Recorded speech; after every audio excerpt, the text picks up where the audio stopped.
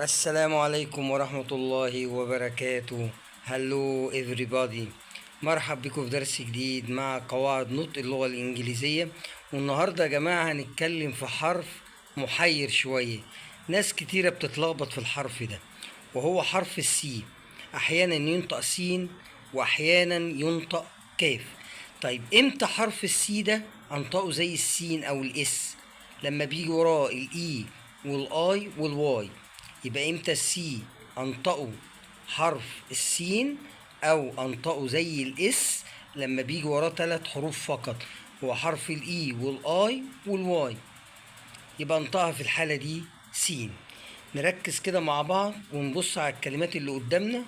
كلمة سنتر، كلمة سنتر، شايفين السي جاي وراه حرف الاي، ما قلتش كنتر، قلت سنتر. الكلمة اللي بعديها جاي السي وراه حرف الاي، تبقى الكلمة ايه؟ سينما. تبقى الكلمة ايه؟ سينما.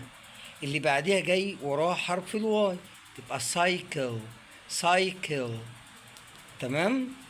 برضو الكلمة اللي بعديها اللي هي دائرة، جاي بعد السي اي، يبقى الكلمة ايه؟ سيركل، سيركل.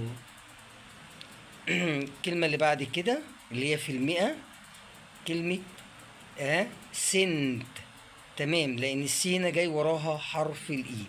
يبقى هنا يا جماعه نطلع من القاعده بان حرف السي لما بيجي وراه 3 حروف فقط، لازم شرط اساسي عشان انطق السي سين، لازم يكون وراه حرف الاي والاي والواي. اذا لم ياتي بعدها او بعد حرف السي الاي والاي والواي، ففي الحاله دي بنطقها كاف على طول. زي كلمه كاميرا،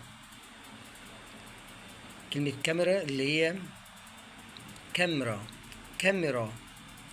كلمة يستطيع، كان.